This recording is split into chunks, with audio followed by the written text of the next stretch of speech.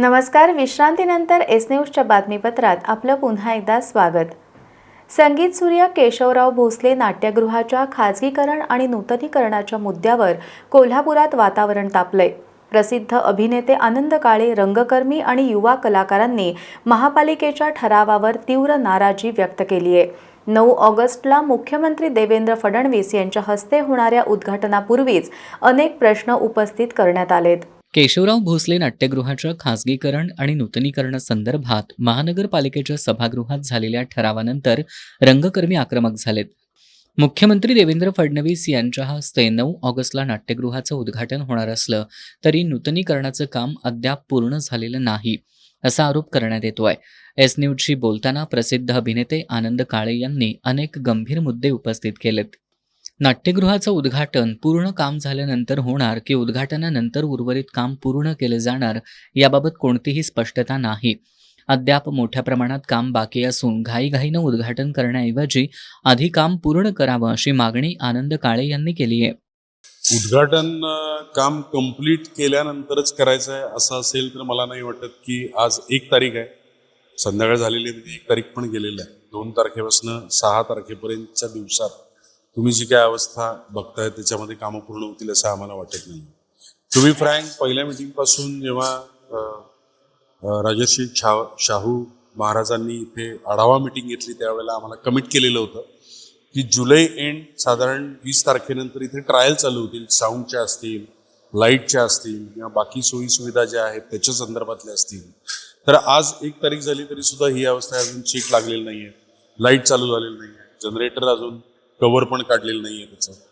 तर मला वाटत नाही की 9 तारखेपर्यंत हे सगळं कंप्लीट होईल.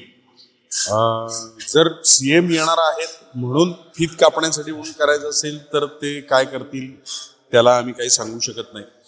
पण त्याला आम्ही पहिल्यापासून सांगतोय की ते ओपनिंग नावापुरते कराल, मग परत 2-3 महिने बंद ठेवाल आणि मग चालू कराल, तर तसं करू नका. त्याला प्रॉपर वेळ द्या. हे नाट्यगृह आहे, सभागृह नाही आहे. तर त्याच्या ज्या काही रिक्वायरमेंट आहेत त्या प्रॉपर कंप्लीट होऊ देत आणि त्याच्यानंतर त्याचं ओपनिंग करावं अशी आमची सगळ्यांची इच्छा आहे. नाट्यगृहाची एकही तांत्रिक ट्रायल झालेली नसल्यानं प्रत्यक्षात कोणत्या कमतरता आहेत हे समजू शकलेलं नाही असं त्यांनी सांगितलं. ट्रायल आत्ता ह्याच्यातली एकही झालेली नाही. म्हणजे रंगकर्मींना सांगून त्याच्यातले काही स्टेज काय होतं, नाट्यगृहामध्ये तुम्हाला ते सगळं करत असताना स्टेजवरच्या प्रत्येक कोपऱ्यामध्ये जो एक ॲक्टर बोलणारा आहे त्याचं प्रत्येक वाक्य, प्रत्येक शब्द शेवटच्या लाईनमध्ये बसलेल्या प्रेक्षकापर्यंत क्लिअर ऐकायला जायला पाहिजे. अशा पद्धतीने त्या सगळ्या सिस्टीम आहेत. तुम्ही आत्ताही वरती बघता तर 136 लाईट लावलेले आहेत, त्याचे कनेक्शन्स वेगळे वेगळे आहेत, त्याचे डिमर वेगळे वेगळे आहेत. मी आतमध्ये बघितलं तर मोठ्याच्या मोठा रॅक लावलेला आहे, त्याच्यावर त्याचं ऑपरेटिंग होणार आहे. जी साऊंड सिस्टीम बघताय ती बोशची साऊंड सिस्टीम आहे, त्याला ॲक्वेलायझर्स वेगळे वेगळे आहेत, त्याचं ट्रेनिंग होण्याची गरज आहे. नाहीतर मग पूर्वीचं जे होतं तसंच होणार की एका फिक्स ॲक्वेलायझरवर किंवा प्रिसेटवरती तुम्हाला करायला लागेल. त्याच्यामध्ये नाटक नाही होऊ शकत, तो काही संगीताचा कार्यक्रम नाही आहे. तर ट्रायल आत्तापर्यंत एकही झालेलं नाही आहे. ट्रायल होणं गरजेचं आहे. ट्रायल झाल्यानंतर लक्षात येईल की अकॉस्टिक जे आहे ते प्रॉपर आहे का नाही. जर नसेल तर त्याच्यासाठी काय करायला पाहिजे, त्याचे काही टेस्ट असतात, त्याही आम्ही डिमांड केलेलं होतं की त्या टेस्टचे रिपोर्ट्स आम्हाला लागतील. त्याच्या संदर्भात अजून सुरुवातच झालेली नाही तर ते सांगू शकत नाही आम्ही की काय पद्धतीने झालं. खासदार शाहू महाराज छत्रपती आणि आयुक्त डॉक्टर राजेंद्र भारुड यांच्या उपस्थितीत झालेल्या बैठकीचा उल्लेख करत त्यांनी सुरक्षा आणि हाऊसकीपिंग सारख्या सेवांचा ठेका देण्यास हरकत नसल्याचं स्पष्ट केलं. मात्र नाटकाच्या उत्पन्नाच्या तुलनेत वाढणारं भाडं कोल्हापुरातील नाट्य चळवळीला परवडणारं नाही असं ते म्हणालेत. खाजगीकरणाला आमचा विरोध आहे किंवा काय हे जरा 2 मिनिटं बाजूला ठेवा. ज्या मीटिंगमध्ये शाहू महाराजांनी जी कॉल केलेली होती राजवाड्यावरती, त्यावेळेला कमिशनर सरांना ज्या वेळेला आम्ही प्रश्न विचारलेले होते त्यावेळेला त्यांनी सांगितलेली गोष्ट अशी आहे की त्यांना वर्षाला 60 लाख रुपये डिमांड आहे हे चालवायला देण्यात. त्याच्यावरती आमचा प्रश्न होता की आमच्याकडनं ते लिहून घेतलेलं आहे त्यांनी की तुमची काही हरकत नाही ना की सिक्युरिटीचं कॉन्ट्रॅक्ट आम्ही बाहेर दिलं तर. नाही आहे, कारण त्याचं तुम्हाला खर्च जास्त असेल तर देऊ शकता. तो कागद परवा त्यांनी काढून दाखवला. तर अशी जी कॉन्ट्रॅक्ट्स आहेत ती बाहेर दिल्यानंतर, जसं हाऊसकीपिंगचं आहे, सिक्युरिटीचं आहे, टेक्निशियन्स लागणार आहेत ते आहे, ते कॉन्ट्रॅक्ट बाहेर दिल्यानंतर त्यांना काम दिल्याच्या बदल्यात 60 लाख रुपये तुम्ही कसे घेणार आहात हा आमचा प्रश्न. बरं 60 लाख रुपये घेतल्यानंतर जर तुम्ही आम्हाला सांगताय की याचं भाडं एका स्लॉटचं 60,000 रुपये आम्हाला अपेक्षित आहे, तर 60,000 रुपये भाडं महाराष्ट्रातल्या कुठल्या नाट्यगृहाला आहे त्याचं आम्हाला उत्तर द्यावं. त्यांच्या म्हणण्यानुसार 3.5 ते 4 लाख रुपये तुम्ही एका शोला प्रॉफिट कमवता.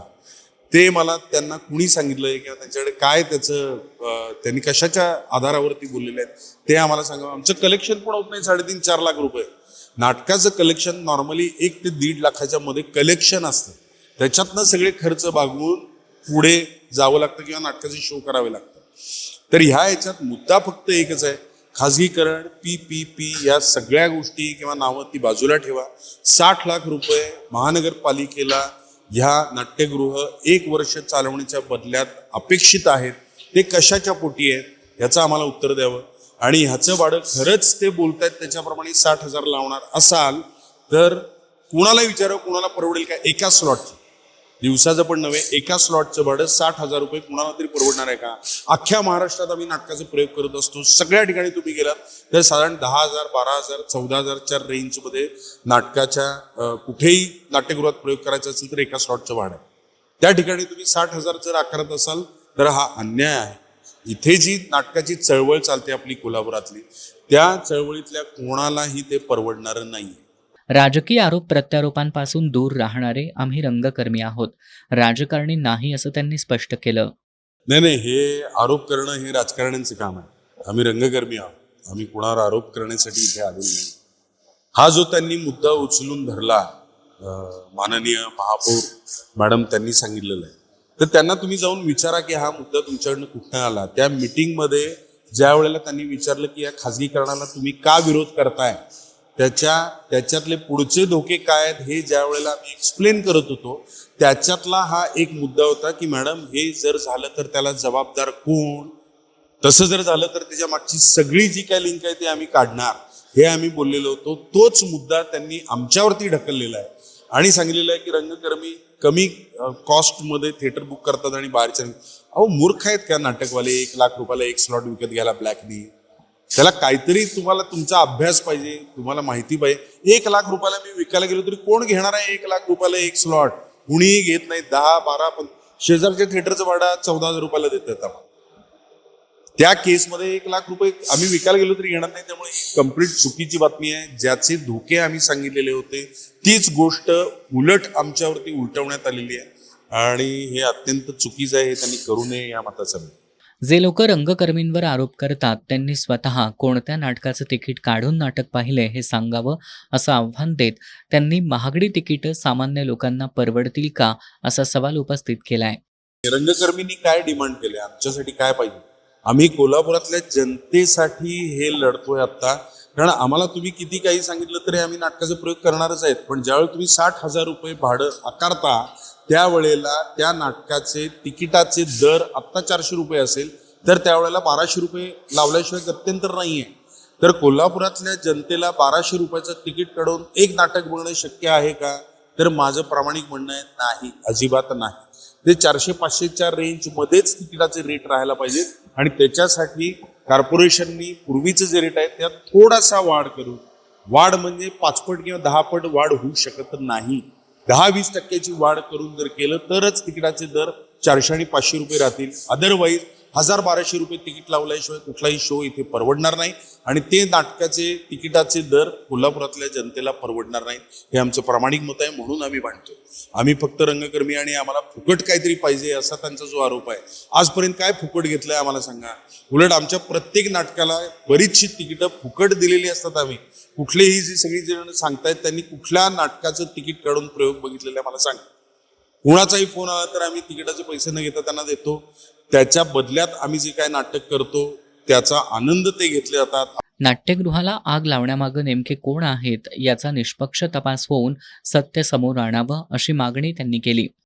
मुळात कसं आहे, मला पर्सनली जर विचारला, रंगकर्मी वगैरे पण सोडून द्या, पण एक कोल्हापुरातला नागरिक केशवराव भोसले सारखी वास्तू आपण पेटवावी हे ब्रेन डोक्यात येणं आणि ते एक्झिक्यूट करणं हे मला टू बी फ्रँक असं वाटतं की हे शक्य नाही आहे. किंवा जरी डोक्यात आलं तरी त्याला हे माहिती आहे की हे जर का मी केलं आणि हे जर उघड झालं तर कोल्हापूरची जनता अशी एक त्याला घरातनं ओढून आणून केशवराव भोसलेच्या अंगणात आणेल आणि इथं त्याला जाळून मारून टाकतील. त्यामुळे असं डेअरिंग कोणी करणार नाही असं मला वाटत होतं.